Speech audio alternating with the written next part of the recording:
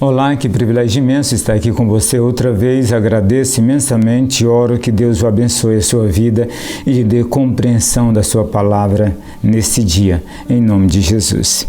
Amigo, hoje eu quero voltar a fazer o panorama que eu fiz no estudo passado, né? Eu fiz um panorama sobre o Velho Testamento para levar você a se apaixonar, amar a Bíblia Sagrada e começar a maior aventura de todos os tempos que você já fez, ler a Bíblia Sagrada.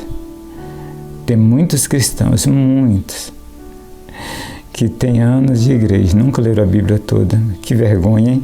Meu Deus do céu, que é isso? Não ler a Bíblia inteira é demais. Você precisa ler a Escritura Sagrada, porque ela revela, né? Ela é a luz que traz, que ilumina o nosso caminho, né? Ela é o alimento, ela é a água que mata a nossa sede, ele é o pão que mata a nossa fome, né? É isso que a Escritura Sagrada é. Nós precisamos nos dedicar, precisamos conhecer a Bíblia Sagrada. Então, portanto, eu estou fazendo esse panorama da Escritura Sagrada para ver se você se motiva. Você sai do lugar onde você está e você se dedica. Eu quero ler a Bíblia Sagrada, me apaixonei, vou começar a maior aventura de todos os tempos. Vou pedir a ajuda de Deus para que possa me ajudar. E Ele vai ajudar você sim, se você colocar no seu coração o propósito de ler a Bíblia Sagrada de verdade. A Bíblia Sagrada, o Novo Testamento são 27 livros, começa com 4 evangelhos.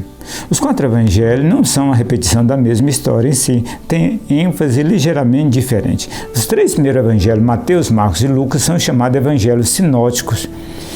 Ou seja, o que é isso?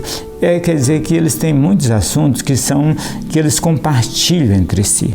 E são narrados assuntos de modo diferente por causa do público a quem aqueles livros foram dirigidos. Por exemplo, o livro de Mateus foi dirigido aos judeus, então Jesus Cristo é retratado como um rei, como um Messias prometido. Por isso ele começa falando sobre a genealogia de Jesus. O livro de Marcos já foi escrito para um público gentil, para um público não judeu. Então ele omitiu muitos assuntos que não eram interessantes para esse povo.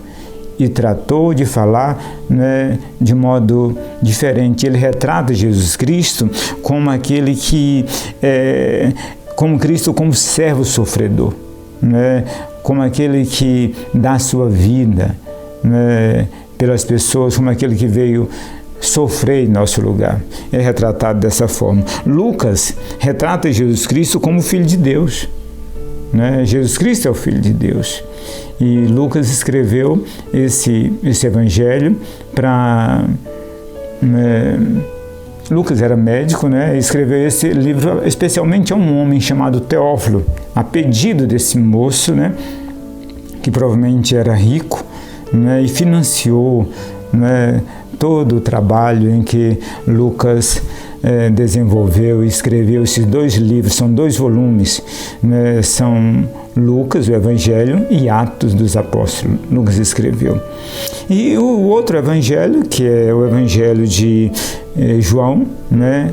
Trata Jesus Cristo, fala sobre a divindade de Jesus, né? E também enfatiza muito a humanidade de Jesus. Tanto é que ele enfatiza esses 2 lados, da humanidade e a divindade, mas a ênfase principal é a divindade de Jesus, né? Jesus Cristo é o Deus, né, homem entre nós, né?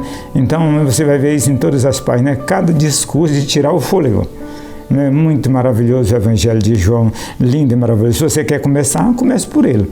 É a minha sugestão e a sugestão de muitos homens de Deus que conhecem a Bíblia Sagrada profundamente. Comece com o Evangelho de João, você vai se apaixonar, você vai amar a Escritura Sagrada, né? Então, esse é extremamente importante, faça isso. Depois nós temos o Evangelho depois nós temos Atos dos Apóstolos. É o único livro histórico do Novo Testamento.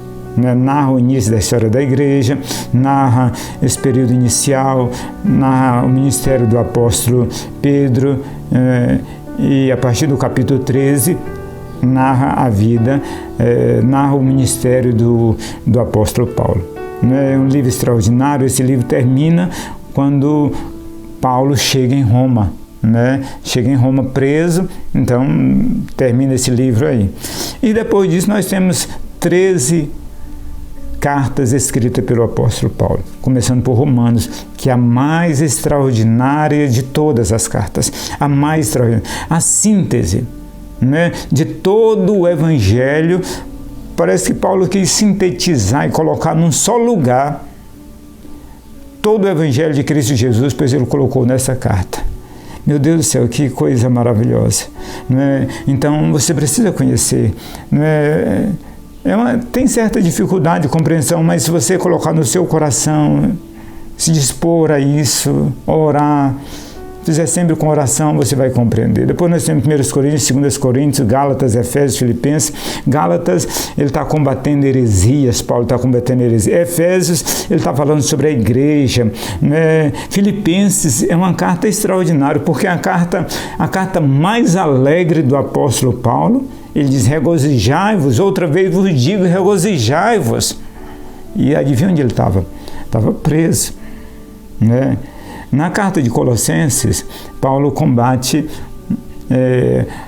aqueles que fala sobre Cristo, sobre a cristologia, ressalta a divindade de Jesus, a ênfase de Paulo na carta aos Colossenses. Depois nós temos Tessalonicenses. Na Tessalonicenses, a ênfase é a volta de Cristo. Eu não quero que vocês fiquem como os demais, que não tenham esperança. Olha, que coisa maravilhosa, fala sobre a volta do nosso Senhor e Salvador Jesus Cristo. Que maravilha, que coisa incrível. São 13 as cartas. E nós temos, depois nós temos as cartas gerais. Entre essas cartas tem uma peculiaridade com relação à carta de Hebreus, que é uma bela carta, onde ele faz analogia entre o Velho Testamento e o Novo Testamento, onde ele fala entre Cristo, já mostrando que Jesus Cristo é aquilo que o Velho Testamento tinha prometido. Então, Hebreus é o único livro no Velho Testamento que nós não sabemos, no Novo Testamento não sabemos quem foi que escreveu de fato. Mas o conteúdo dele não deixa dúvida, Então, se alguém diz, é Paulo que escreveu, tudo bem. Se alguém diz, não foi Paulo também, então tudo bem. Eu nem sei quem foi escreveu realmente, eu fico em dúvida. Às vezes penso que é Paulo, outra vez penso que não é, e assim por diante. Não importa. Aí depois nós temos, e termina com Judas, essa série são uma série de 8 livros, que são considerados cartas gerais. Essas 8 cartas gerais terminam com o livro de Judas, onde Judas escreve com o intuito claro de combater as heresias. E finaliza com o livro de Apocalipse, que é extraordinário, maravilhoso, um livro de muitas figuras. Você precisa ler, você precisa conhecer, então se dedique a ler essa parte da Bíblia Sagrada, leia o Novo Testamento, ame a palavra de Deus, se aproxime dela com reverência e com temor no seu coração, tá certo? Peça a iluminação de Deus. Senhor Deus, eu estou aqui para ler a tua palavra, porque a Bíblia Sagrada é um livro divino humano. Lógico, foi homens de carne e osso, semelhante a mim e a você, que escreveram esses livros. Mas eles foram inspirados e soprados pelo Espírito Santo de Deus. O Espírito de Deus trabalhou na vida desses homens e eles escreveram, orientado pelo Espírito Santo. Então, que Deus abençoe você.